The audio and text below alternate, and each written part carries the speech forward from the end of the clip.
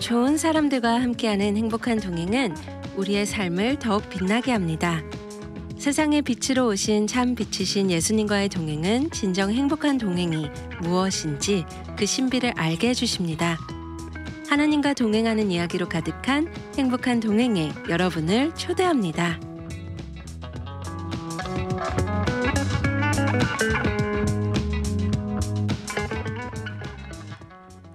안녕하세요. 행복한 동행의 김주연입니다. 생방송으로 진행되는 이 시간은 AM 1190 라디오뿐만 아니라 유튜브 GBC 미주복음방송 채널 통해 라이브로도 시청 가능하십니다. 행복한 동행은 우리 성도님들 그리고 사역자님들의 하느님과의 행복한 동행 이야기를 담고 있습니다. 또한 커뮤니티 안에 유익한 소식과 정보들을 나누는 인터뷰 방송입니다. 많은 분들이 함께 참여해 주실 때 우리 모두 하나님 안에서 행복한 동행을 이루어가면 좋겠습니다.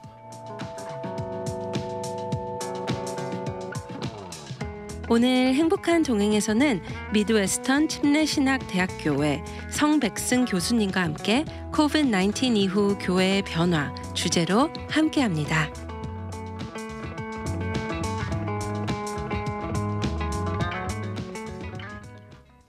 안녕하세요, 교수님. 안녕하세요. 안녕하세요. 이렇게 또 행복한 동행에 나와주셔서 감사드립니다. 미드웨스턴 신학교의 성백승 교수입니다. 네, 이렇게 함께 해주셨는데요. 오늘 주제가 COVID-19 이후 교회의 변화 주제예요. 그래서 우리 교수님께 많은 지혜의 말씀을 또 듣는 시간이 되지 않을까 생각이 드는데요. 또 방송을 들으시면서 궁금하신 점들이 있다면 우리 청취자분들께서도 카카오톡 채널로 메시지 많이 보내주시면 좋을 것 같아요. 우선 교수님, 코로나 이후 교회의 변화에 많은 변화의 이야기들이 있었는데요. 그동안 어떤 변화들이 있었나요? 긍정적이든지 부정적이든지 사회적으로는 상당한 임팩트가 있다고 생각합니다. 그래서 BC, AC 이러한 용어도 새로 생겼습니다. 비포 코로나, 애프터 코로나 이 정도로 많은 변화가 있었던 게 사실입니다. 그러나 우리 교회 쪽으로 볼 적에 어떠한 그 패러다임이 변할 정도의 어떤 변화는 아직 없었다고 생각이 됩니다. 물론 이제 그동안도 우리 교회가 많이 변화돼야 된다, 위기다 이런 말은 많이 들려왔지만은 글쎄요, 그렇게 염려하시는 목사님들의 의도대로 어떤 그 큰 변화는 아직 없지 않았나 그렇게 생각이 됩니다. 그 라이프웨이의 에디슨 대처 그 대표께서는 그런 말을 하셨어요. 네. 변하지 않을 때 받는 그 고통이 변할 때 받는 고통보다 작을 때, 즉 변해만 되는 고통이 더 클 때 변화는 반드시 온다. 그래서 지금 아마 코로나를 통해서 다시 한번 하나님께서 우리 교회에 어떤 변화를 주기 위한 도전이 있지 않나 그렇게 생각이 됩니다. 네, 참 위기이기도 하지만 또 그만큼 기회다 이런 표현도 많이 들었던 것 같은데요. 그렇다면 어떤 변화를 저희가 예상할 수 있을까요? 예상이 되시나요? 아마 앞으로는 이 공존하는 그러한 어떤 그 교회론 자체가 새롭게 변화되는, 교회론이 변화돼야 목회 철학이 변하거든요. 그러니까 지금 이제 대형 교회와 소형 교회, 또 우리 코로나를 통해서 제일 많은 갭으로 드러난 젊은이들 사회, 또 노인들의 사회, 어떠한 이 온라인을 통해서 이런 갭들이 많이 생기기 시작했거든요. 이런 게 함께 공존하는 그런 앞으로 목회 철학이 나오지 않을까 생각이 됩니다. 이 세상에서 이러한 그 어려운 잡을 이야기할 때 3D라는 말이 있습니다. difficult하고 dangerous하고 더리한 그런 잡이 있는데 요즘에는 4D가 있다고 그래요. 네. 대형교회입니다.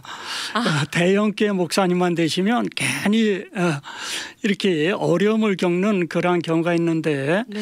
그럴 필요는 없다고 생각합니다. 대형교회는 나름대로 할 일이 있고 또 우리 중소교회들도 요즘 보면은 하나의 트렌드가 100명, 200명 되는 교회들이 모델교회로 잡지 같은 데 많이 소개되는 것을 보고 있어요. 예, 좋은 현상이라고 생각됩니다. 그래서 이러한 그 대형교회와 중소형교회 이런 교회들이 함께 공존하는 그러한 목회 시대가 오지 않을까 그렇게 생각이 됩니다. 네. 이렇게 저희가 정말 엔데믹이라는 표현이 있지만 이렇게 코비드를 지나오시면서 느끼신 점이 있다면 어떤 게 있을까요? 예, 많은 분들이 코로나를 통해서 어려움을 겪은 게 사실입니다. 그러나 제가 개인적으로 이렇게 느끼기에는 참 좋은 일들이 많이 있었다 그렇게 생각됩니다. 네. 어떤 경우는 목사님들께서요 직접 손편지를 그렇게 많이 쓰시더라고요. 네. 예, 뭐 3페이지, 4페이지 네. 대단한 정성들인데 그런 분들을 많이 봤습니다. 또 어떤 교회는 함께 이렇게 차 안에 모이셔갖고 가족별로 네. 어느 지역에 같이 모여서 같이 예배를 드리는 네. 그런 모습도 봤고요. 어느 목사님은 택배를 통해서 네. 아이들에게 사탕도 전해주시고 또 어떤 학용품도 전해주시고 또 세상에 이메일도 적극적으로 보내시는 미주리주 경우인데요. 네네. 한 1,000명에게 그렇게 무작위로 이메일을 보냈는데 네.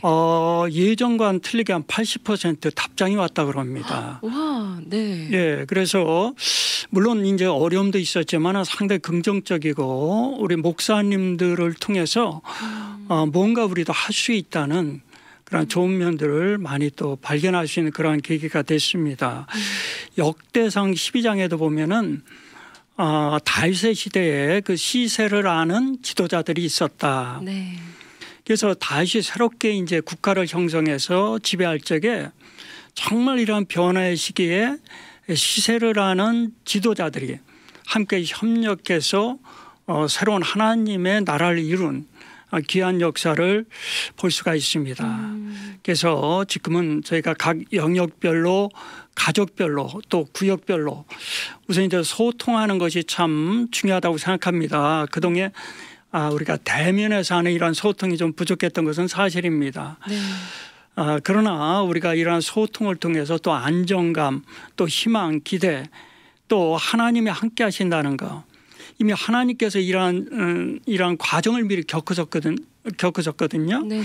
그래서 주님께서 반드시 도와주신다는 이러한 확신을 갖고 우리가 기대감과 긍정적으로 이러한 일들을 대처하는 것이 참 중요하다고 생각이 됩니다. 네. 그렇다면 코비드-19 이후 우리 목사님들이 가장 중점을 둘 부분이 있다면 그런 게 어떤 게 있을까요? 예, 한마디로 말씀드리면은 단순화와 전문화입니다. 우리가 과거에 이제 코로나를 거치면서 목사님들께서 제일 많이 말씀하셨던 게 교회 안에서 우리가 너무 바빴다는 겁니다.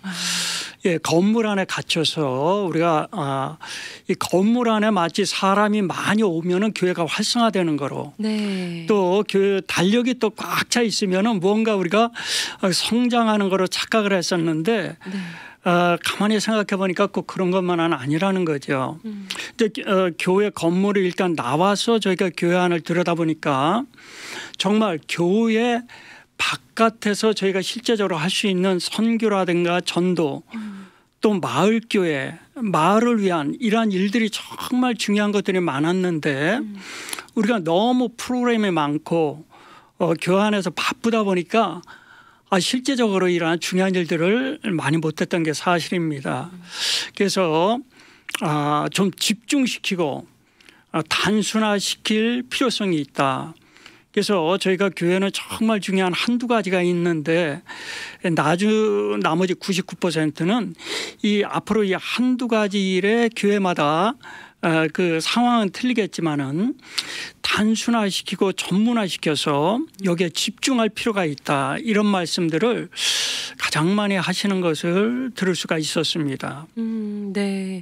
어떻게 보면 코비드가 우리 교회 또 지역 주민들에게 좀 더 관심을 갖고 또 다가가게 되는 계기가 아니었나 생각이 들어요. 맞습니다. 코로나 이후에 이 교회 안에서 그 빨래방을 하는 교회들이 생겼더라고요. 네. 예, 굉장히 좋은 현상이라고 생각이 듭니다. 네네. 그러면서 교회에서 이렇게 무료로 아이들도 봐주고 네네. 하면서 이제 자연스럽게 전도도 하시고요. 또 뭐 카페 교회는 이미 많이 생겼고요. 교회 안에서 또 도서관을 운영하는 교회들도 최근에 많이 생겼습니다. 이 쉽게 말해서 이 마을교회 개념인데요. 저도 어렸을 때 교회가 참 놀이터였고 재미있었던 기억이 참 많이 납니다. 네. 그래서 이 마을과 어떤 교회는 떨어질 수 없는 네. 예, 어렸을 때부터 참 친밀했던 그래서 제가 서울로 이제 학교를 다니면서도 시골에 와서 친구들과 같이 열심히 봉사했던 그러한 기억이 납니다. 그러니까 저희가 이제 교회가 왜 우리 지역에 있는지를 정확한 이유를 아셔야 됩니다. 하나님께서 왜 우리 교회를 특별히 이 지역에 세워주셨나 하는 것이죠. 그래서 우리가 이 시간이 지나면서 여기에 대해서 많은 교회들이 변화되는 것을 볼 수가 있습니다. 그러나 아직도 변화되지 않고 어떤 종교적인 전문 기관처럼 교회가 마치 코로나 기간 중에도 제일 아쉬운 게 GM권 리서치를 보니까 교회에 대한 인지도가 오히려 낮아졌다는 겁니다. 이런 면들은 저희가 깊이 좀 생각해 볼 문제거든요. 네, 그렇죠. 그래서 너무 이렇게 교회 문을 닫고 바깥에 나서 보니까 이제 교회가 보이기 시작한 겁니다. 그래서 저희가 이제 어떤 양적 성장 위주 교회 자랑 또 남을 비난하는 거 이런 것들이 많이 보이셨다 그래요. 네네. 교회를 이제 떠나서 보니까요. 실제적으로 로드니 스타크의 기독교에 발행해 보면은 로마의 위기로 말미암아서 어떤 그 대역병이 찾아옵니다. 그래서 인구수가 많이 들고 역병으로 말미암아서 많은 사람이 죽게 됩니다. 네. 근데 그때 발군의 역량을 발휘하는 사람들이 있었으니 우리 그리스도인들입니다. 네. 정말 압도적인 섬김, 희생, 사랑으로 봉사하는 그러한 것이 어떤 역병 기간에 드러났다는 것이 로드니 스타크의 그러한 그 조사에 의해서 나타나는 것을 볼 수가 있습니다. 네. 그로 말미암아서 우리 크리스찬의 수가 급속도로 증가하고 마치 사도행전 2장의 역사처럼 그 예루살렘 교회처럼 그 위기 속에서 크리스찬들이 많이 전파되는 그런 역사가 있었다는 거죠. 그래서 사람마다 두려워하는데 사도들로 하여금 기사와 표적이 많이 나타나니 믿는 사람들이 다 함께 있어 모든 물건을 서로 통용하고 또 재산과 소유를 팔아 각 사람의 필요를 따라 나눠주고 날마다 마음을 같이하여 성전에 모이기를 힘쓰고 집에서 떡을 떼며 기쁨과 순전한 마음으로 음식을 먹고 하나님을 찬미하며 또 온 백성에게 칭송을 받으니 주께서 구원받는 사람을 날마다 더하게 하시니라 이렇게 기록하고 네. 있습니다. 우리 코로나가 이제 풀어지면서 저희 목사님들이 제일 많이 얻은 교훈은 왜 하나님께서 교회를 우리 해당 지역에 세워주셨나 하는 것입니다. 그거를 제일 많이 느끼셨다고 그래요. 그래서 우리가 이 지역사를 위해서 교회가 해야 할 일을 교회를 좀 벗어나서 우리가 네. 찾는 것이 아주 중요하다고 생각이 듭니다. 네. 교수님께서 나눠주신 글 중에 제가 인상적이어서 다시 한번 우리 청취자분들께 읽어드리고 싶어요. 네. 이제 교회는 더 이상 활동 중심적일 수 없었다. 없다. 교회 건물이 문이 닫자 이제 교인들은 자기 주변을 돌아보기 시작한 것이다. 교회는 교인들에게 전보다 더 마음을 열었다. 너무 바쁜 것을 멈추고 나니 비로소 교회, 양적 성장 위주로 질주하였던 것, 남을 비난하던 것, 자랑하던 것이 보이기 시작했다.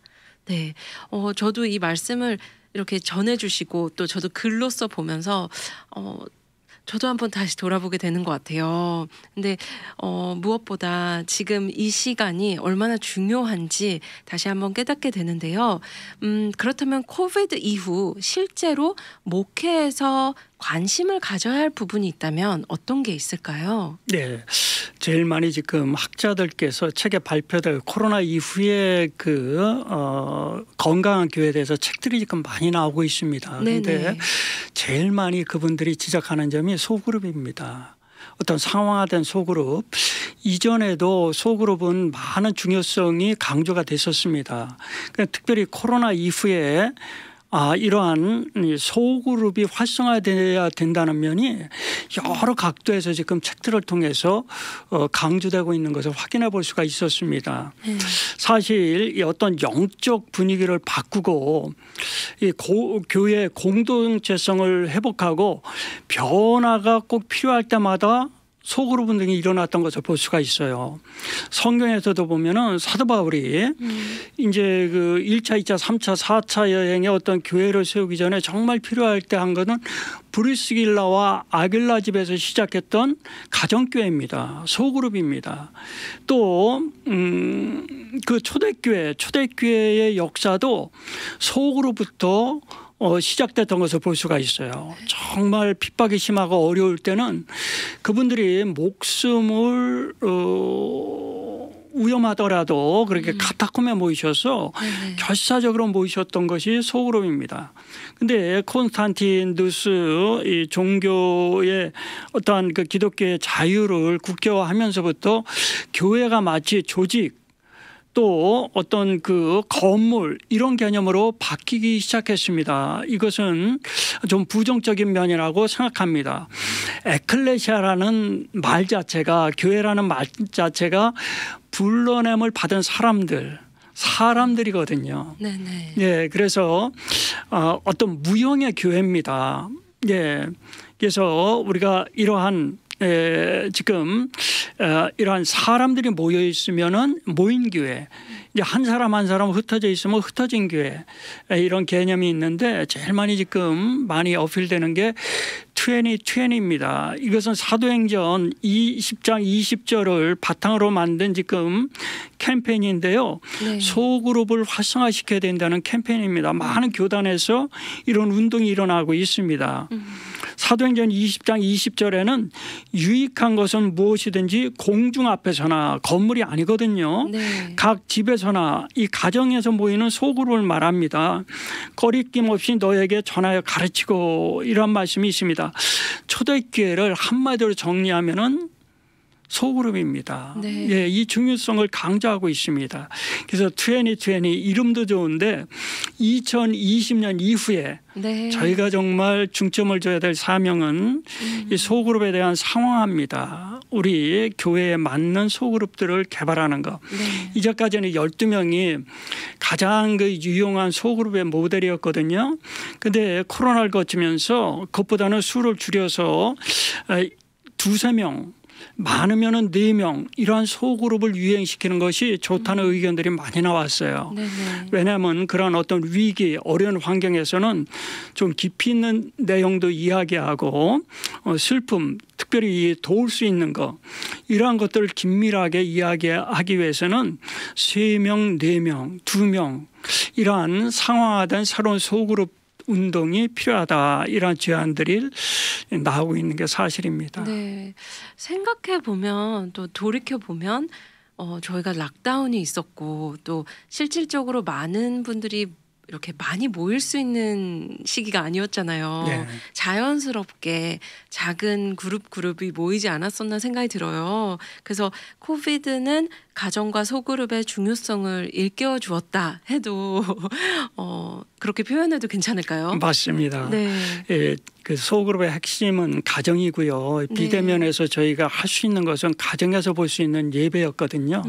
근데 어느 집사님께서 그런 말씀을 하셔서 웃은 적이 있습니다마는 대면 예배 처음 나오셔서 그 집사님께서 하신 말씀이 목사님 이제까지는 참 좋았는데요. 그래서 다 웃으셨다고 하는데 그 말의 뜻은 집에서 적당히 예배를 드렸다는 말입니다. 네, 그래서 네. 저희가 웃은 적이 있습니다마는 네.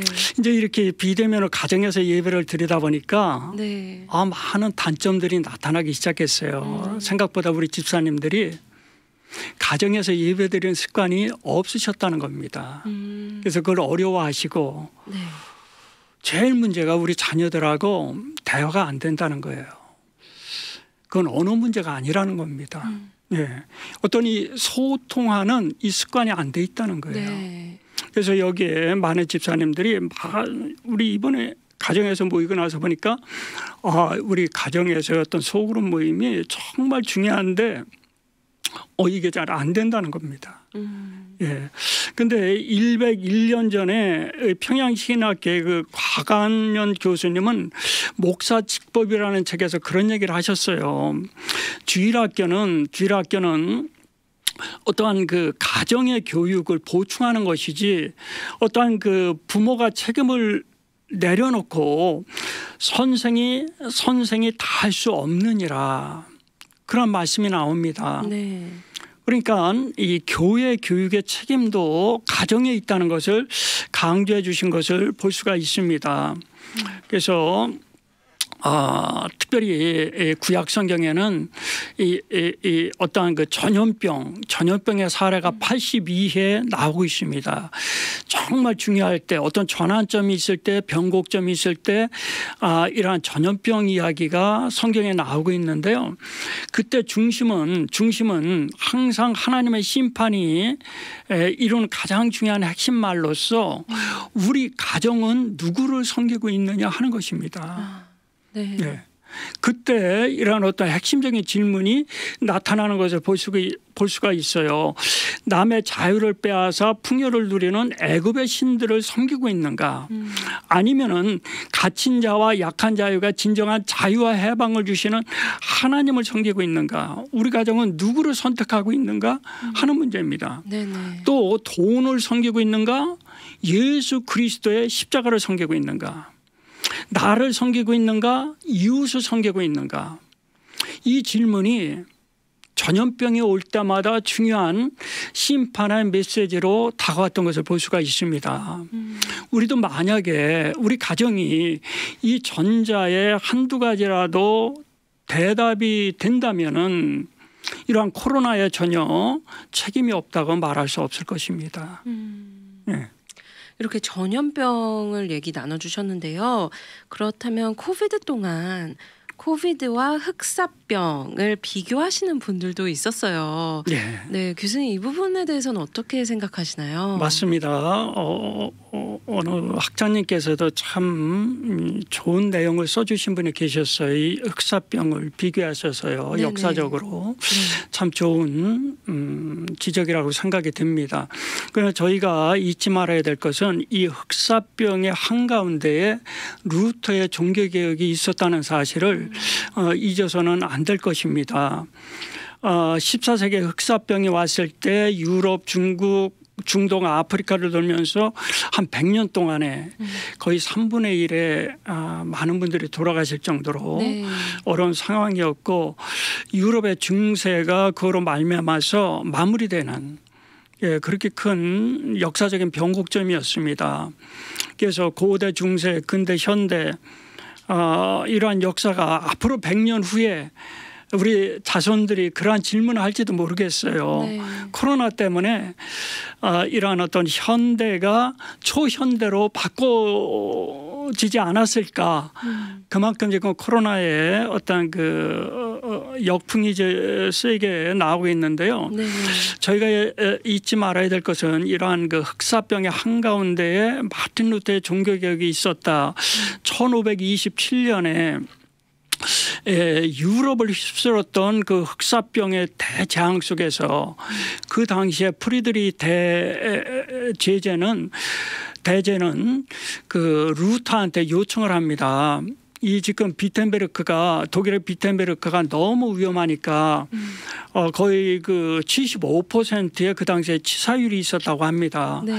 그러니까 피해라, 여기를 피해라 이렇게 말했는데 루터는 피하지 않았습니다. 오히려 교회 앞에 큰 슬로건을 내걸고 우리는 이러한 그 역병 속에서 우리 교인들을 지켜야 된다. 이런 슬로건을 내것이었어요. 그리고 실제로 그의 딸 엘리자베스가 죽습니다. 그래서 이러한 역사 속에서 루터뿐만이 아닙니다. 네. 특별히 알려졌던 그 쯔빙글리라든지 같이 종교개혁을 일으켰던 많은 유럽의 개혁자들이 여기에 동참했던 것을 저희가 볼 수가 있습니다. 그래서 루터는 교회는 복음적인 예배를 위하여 진지한 그리스도인들이 되기를 원하거나 복음 신앙을 행동과 말로 고백하기 원하는 사람들이 소그룹으로 가정에서 모여 기도와 말씀과 사랑으로 예배해야 된다.